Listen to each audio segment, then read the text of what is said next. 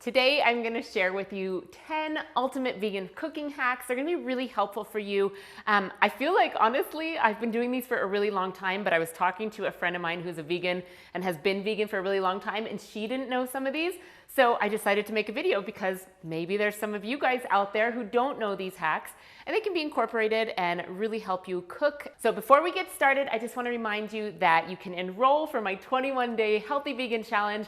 We start on January 8th. I'd love to do the challenge with you, so if you wanna learn more and sign up, you can check out the link down in the description. Let's head over to the kitchen and get into these hacks. So my first hack is making nice cream from frozen bananas. Now maybe you've done this before, but it is totally life-changing if you don't have it in your routine. You'll need a high-speed blender or a food processor to do this and some frozen bananas. I personally just store these in a big Ziploc bag. 3 frozen bananas is the magical number. About a teaspoon of vanilla extract and a 1/4 cup, no more, plant milk. I'm just gonna make this very simple vanilla. So you wanna go slow and you wanna use your tamper.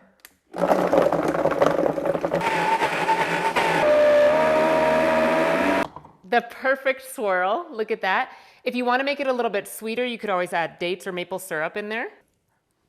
This has saved me so much on my weight loss journey. It is so good and satisfying. Check out this consistency. It is a beautiful soft serve. Oh, that looks so good. My favorite, so good. My next 2 hacks are baking hacks, and believe me, if you're brand new to eating vegan, this works so well. Come here. So we're gonna make a flax egg, and I'm just going to be using some ground flaxseed. You can do it fresh or you can get it in a pack like this already made. 1 tablespoon of flaxseed to 2.5 tablespoons of water. That seems really simple. You just mix it together and let it sit for about 5 minutes. You can make literally any baking that calls for eggs. You can replace it with this and it tastes fantastic. You're never gonna miss an egg again. And here is the flaxseed. It is nice and gelled up, and it's really like the perfect egg consistency. Works great in cookies, brownies, any kind of baking. Hack 3 comes in handy for baking really moist vegan cakes. I'm using 1 cup of plant milk and 1 teaspoon of either apple cider vinegar or lemon juice. If you don't want to use vinegar, you put this in, give it a little stir. This will curdle and act as buttermilk. So it's fantastic in this kind of vegan birthday cake that I make for everyone in my family. They love it.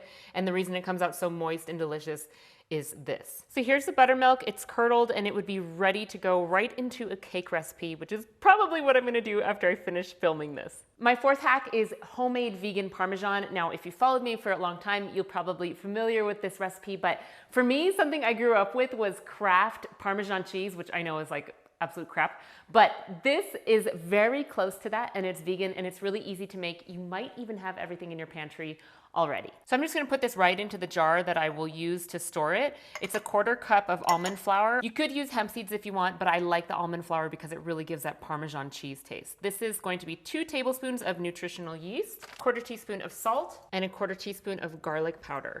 And then what I do is just stick the lid on and give it a shake, and you're good to go. If I'm completely honest, we go through this a lot. So typically I will double or triple this and fill up the jar completely, and then I just stick it in my pantry. Where I live, it's not very humid, so it's fine. But if you live in a humid place, stick it in your fridge and you'll be good to go. You got some vegan Parmesan cheese for all your Italian meals. Number 5, Himalayan black salt. This is really game-changing if you're craving that egg taste. You can put it on tofu, but let me show you my favorite way to eat it. It is so good. Sprinkle this ever so slightly on avocado. Man, you've got something that tastes like an egg. It's unbelievable. Personally, I just like to have this with a little bit of tomato, maybe some sauerkraut, and then this avocado. It is just so good and good.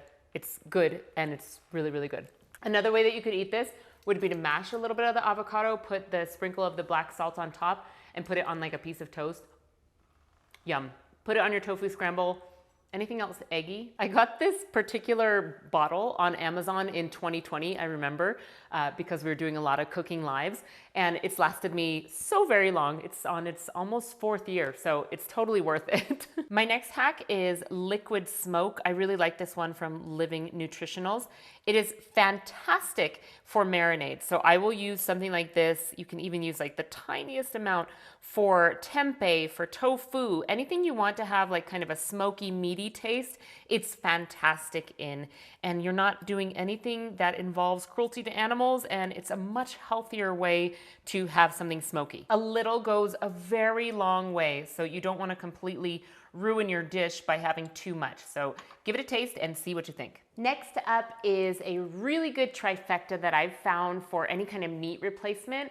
It is walnuts, mushrooms, and lentils all together. I have recipes that utilize this on my website, and I'll link them down in the description for you. 3 recipes that come to mind when using these 3 would be a lentil loaf, maybe some taco meat or taco crumbles, and also in like a good hearty Italian bolognese. Number 8 is for tomato paste. You know, like in regular recipes, you only use like a tablespoon or 2, and then you're left with this other stuff that's gonna just get moldy in the fridge.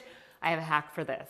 So I'm gonna open this up, and I would, use it for a regular recipe. Then whatever I don't use, I'm just gonna take by the tablespoon and plop right into an ice cube tray. So pop these into the freezer. Once they're frozen, you can pop them into individual Ziploc bags, and then voila, no more waste of your tomato paste. My 9th hack is a really melty cheese sauce that you can use for either mac and cheese or like a grilled cheese sandwich. But the base of it comes from my cookbook, Be Vegan, but I've been switching this over the years, and I feel like I've come up with the perfect melty cheese sauce, and I'm gonna show you how to make that.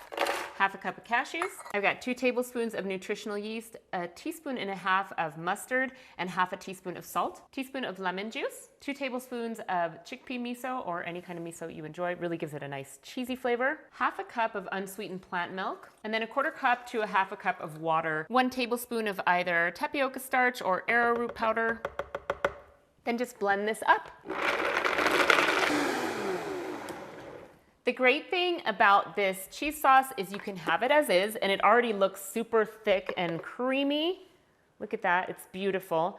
But when you put this on the stovetop, it will get even thicker, and you can totally use this for a nice thick, creamy cheese. This is so good. I'm telling you, the combo of the miso paste and the mustard with the nutritional yeast and the plant milk, this levels up your macaroni and cheese game. Most cheese sauces I see are made with water, and they're lacking one of those elements. This is so good. It's like been building for years and years. It's the best cheese sauce I've ever made. It's really delicious.